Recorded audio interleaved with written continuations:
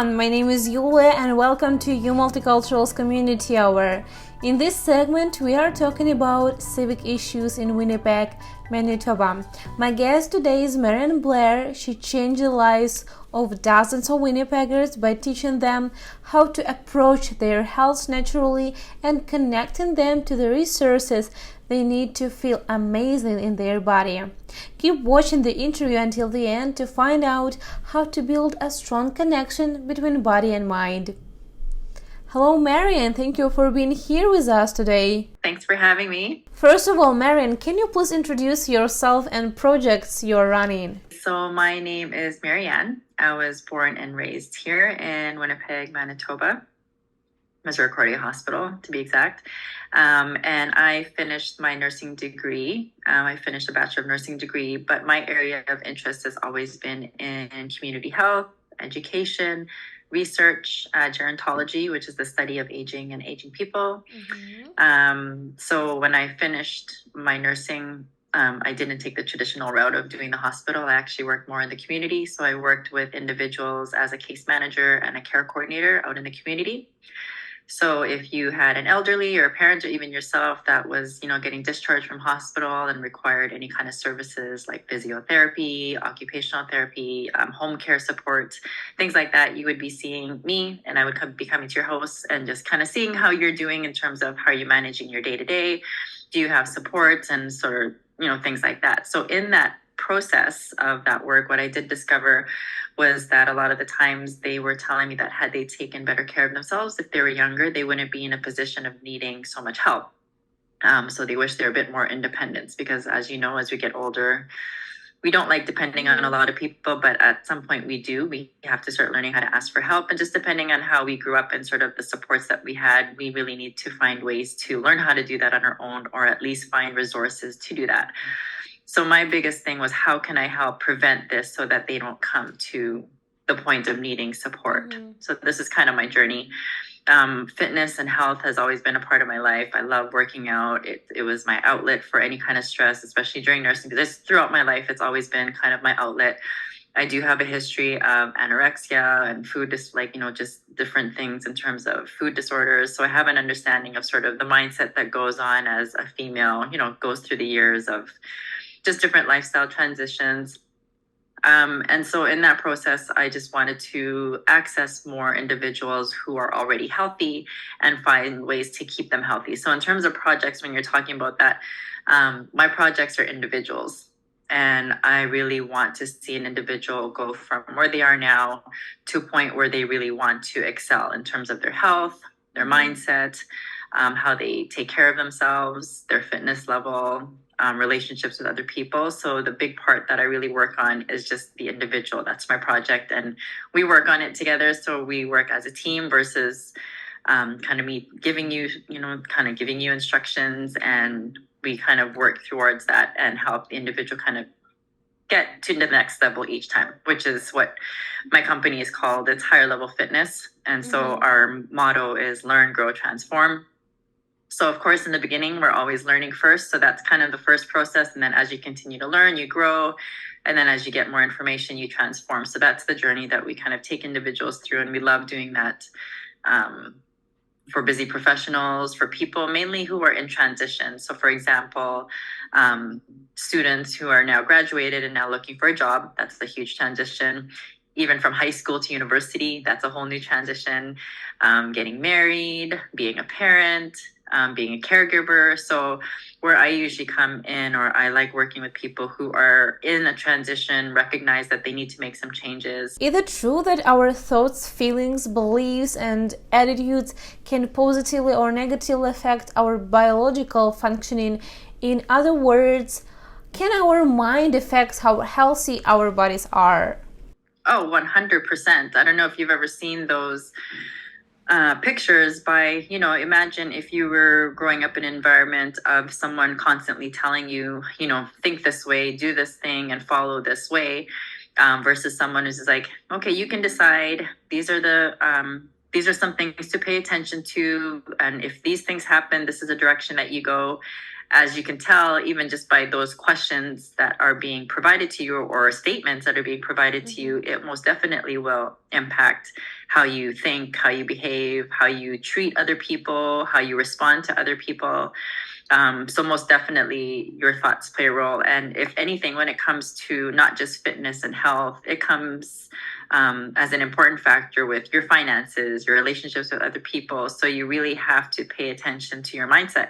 And a huge part of that is awareness and really seeing like, oh, like Marianne, like you responded to her really like you're a bitch. Like, if I can call myself out in situations, then that awareness will help me change my behavior. But if I was just like, she deserved for me to be like a bitch to her, like that's, that she deserved it, that kind of attitude will change how I respond to people as well as how people will respond to me. So yeah, most definitely how you think is going to impact how you behave and even what kind of results you can have. So a huge part of some of my the way that I work with my clients and my projects is really working on their mindset and how they're approaching their challenges. How many Winnipeggers have you helped to build a strong connection between the mind and body? Well, I've been around kind of spreading the message for maybe about 15 years, 10 to 15 years. So hopefully a lot of people.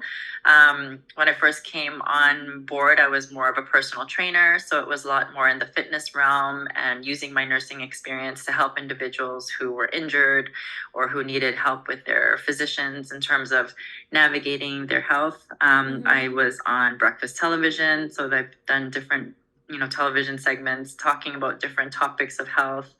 I was with Dana. She had a show with Shaw, and we did a couple episodes on health and like fitness and wealth. So all those ways, hopefully all those episodes have created a bit of an impact on somebody, even if you just took one little piece of information. Because sometimes when I ask people, what did you get out of what I gave you? And I think I gave them so much information, and I'm like, what's the one tip? And they're like, drink more water.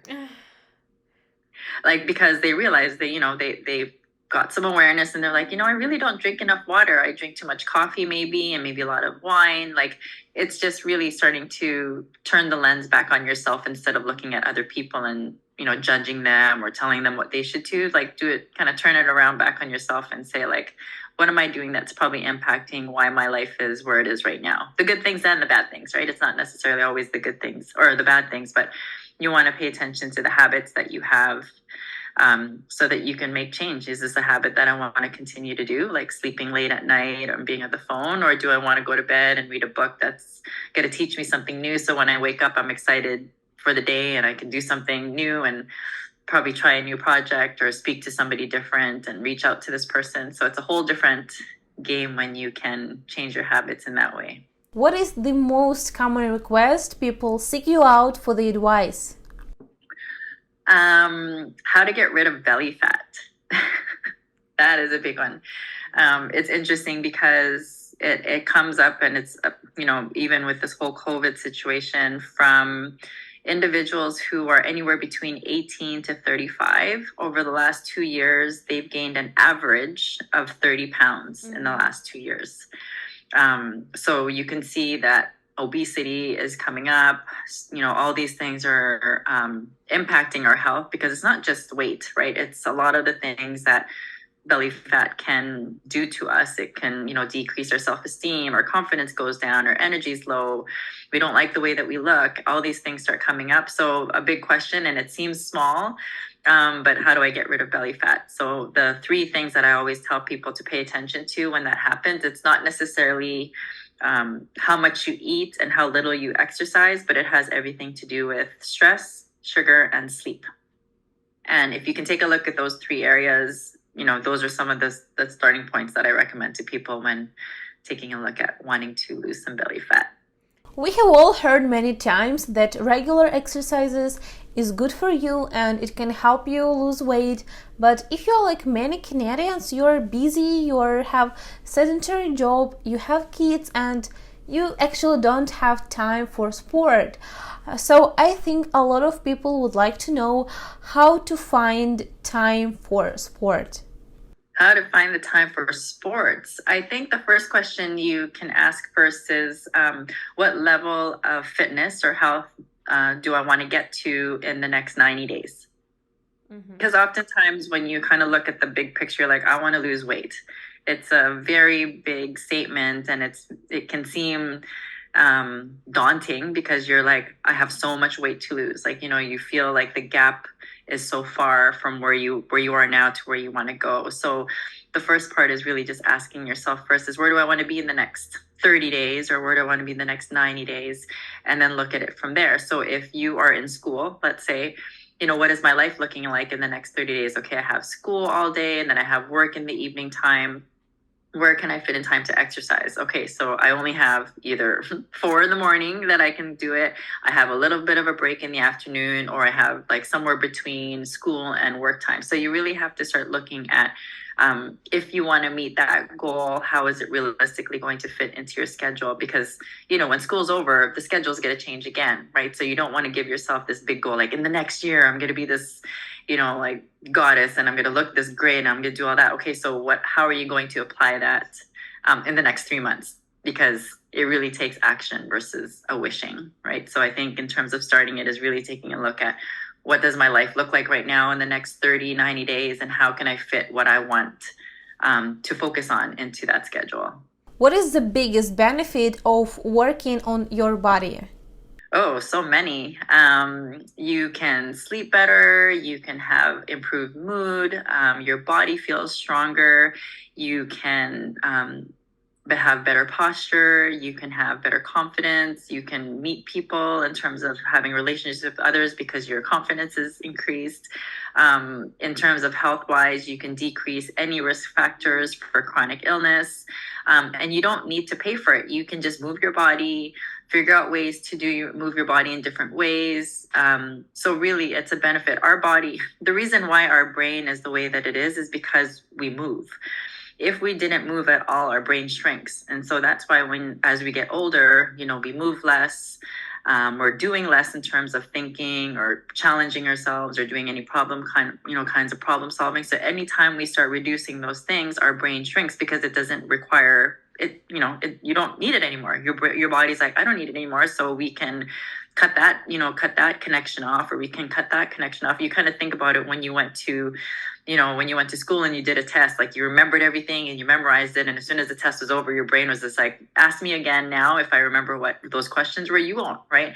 Because your brain doesn't need it anymore. So it finds a way to be efficient. So when you're exercising and doing different movements and trying different things, lifting weights, warming up, moving your body, it just stimulates your brain to just continue to build and grow. And ideally, as you get older, you want to get stronger, you want to get smarter, you want to be able to be just healthier, right? You don't want to be older and not be able to use your body or your brain. And that's where fitness comes in. So as much as possible, move, stand, lift something heavy, or find ways to do exercise in the way that you want to. What would be your advice to people who are just starting to build their connection between body and mind? That's a great question, because what I would really recommend is that you find an individual who can support you in the beginning, because the first few months, like where I said, that learn phase is very challenging. And this is why we kind of go back to going for, what's the magic bullet to lose weight, or I'm going to spend all this money on these supplements, because we're relying on something that we might have more knowledge about, but a lot of the times we don't have knowledge about fitness. So especially in the beginning, I usually recommend, if you really want to find a good connection with your body and your mind, is to utilize a personal trainer or a fitness expert, or someone like myself who has a combination of holistic knowledge in terms of how they can take a look at that individual on a holistic level. So there's a difference between a personal trainer versus a holistic health practitioner who has a fitness background, because they can take a look at your health in different ways. Because like I said, when it comes to belly fat, it might not always be the food and the exercise you might be doing. It could be poor gut health. It could be parasites. It could be trauma in there that we don't know of. It could be an internal bleed. You want to have someone who's really asking you the right questions and saying, let's take a look at this a little bit more in depth, versus someone who's going to throw a bunch of crunches on you and be like, I don't know why you're not losing weight there. You just got to do a bunch of crunches. So like you want to have an expert with you in the beginning to really just help guide you towards like, moving in the right path of getting healthier, both mind and body. You mentioned before that you used to face with anorexia. Can you tell us more about it? When I was younger, I was anorexic.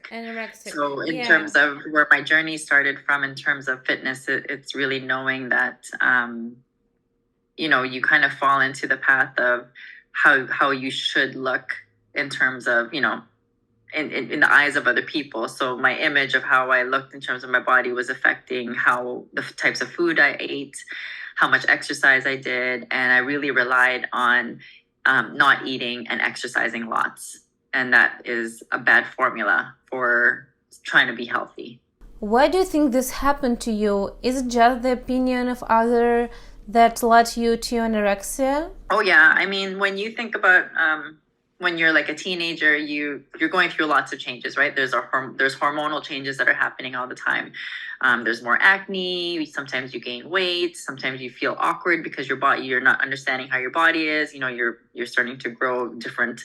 Like, you're starting to have more boobs pretty much. You start getting more curves, all those kinds of things. So you get a little bit more self-conscious when you're in your teenage years or in your 20s. And this is back it's better now because there's much more awareness. So lots of females now are not giving a shit about that stuff, which is great. But now, like back in the day, and I know it still happens now, but you really fall into that category of like, should I look like that? And how can I get there? So at the time, there was eating disorders, and the one that I ended up having was more so like choosing not to eat and exercising lots. And when I think back now in terms of why that happened, it was control. It was my way of controlling what I put in and out of my body. And if I couldn't control factors outside of me, like, for example, just, stress of everything else, this was one thing that I had control over. It wasn't necessarily a healthy way, but it was one thing that kind of kept me, I felt that it was something I can control. I can control my weight if I can control my food. That was the mindset back then. And I really had to change that. So this is why I was saying like mindset is so important in how you approach life and your health. What was your path to healing and what helped you to stop pay attention to other people's opinion? Really understanding why. So I think that was a great question that you asked, like what was the driver for that? And when I say control, I think I didn't really pay attention to that until probably later on. So continuing on with the journey in terms of anorexia, I did some fitness competitions as well. So in that practice or in that journey, I felt like the anorexia kind of came back because it wasn't classified as that, but it was a way for me to say, I'm doing this because I'm competing in health and fitness. But it was just a way for me, again, to monitor what I'm eating, how I'm exercising, and all that other stuff. So it was almost like the pattern repeated itself, but this time I had to learn the lesson that this is not a healthy way to think about food and nutrition and exercise. And I still see now females are still going through that same mindset. So I really want to push the fact that you have to think about your long-term health, because I've worked with the older population and I've seen women who've gone through, who I've worked with, who've done diet after diet and changed their foods and done all these things or have health conditions. And I really try to push women and say, like, you have to learn about yourself. The fastest way to heal is to start looking inside, and it's not easy. Like, you're going to start learning about a lot of things. You're like, for example, some clients will say like abandonment is a huge thing, right? So like, I don't ever want to be alone because I don't want to be abandoned. And you kind of look back. And in childhood it was because, your parents divorced or those things. So when you start looking back at that, those things come into play as you get older. So a huge part of healing is just saying, you know what, I'm ready to learn about why I am where I am. And sometimes people aren't ready for it. So you have to peel the onion. You kind of got to either go at it slowly. Some people want to go hardcore into it, but you have to be the one that says, I'm ready. Like, I'm ready to kind of take this on and get better. How important for you as a person who found the way to build a new life to help other women? And what do you feel when you see the positive results of your clients? I think it's so great when I can see women stand up for themselves, even with me. Like if I share information with them and they're like, no, this is what I want. I am like, this is where I feel. And I love that because now they're not wanting to please anybody, regardless of who it is. They're listening to themselves. They're listening to their intuition. They know what their intuition is. They know how to treat other people and talk to other people. And they're opening relationships with who they really want to, be around rather than, by osmosis, right? They're not kind of letting things fall into place for them. They're actually designing the life that they want. And I think that in itself is rewarding for me because it's such a, and it's always happening, right? Like healing is it's never done. But as they know that process more and more and they know how to address that with themselves, there's just such a connection with themselves that you see that they start to radiate, they start to glow. You could just see it in that person and you can tell that they've been through a lot, but they know that it's part of the work that they have to do. Do you think that the public is sufficiently educated about the connection between body and mind? Ooh. If I had to just pick yes or no, I would say no. Yeah, I would say no. I think we're in that phase right now where we're in different parts of that journey. So that's why I think it's tough.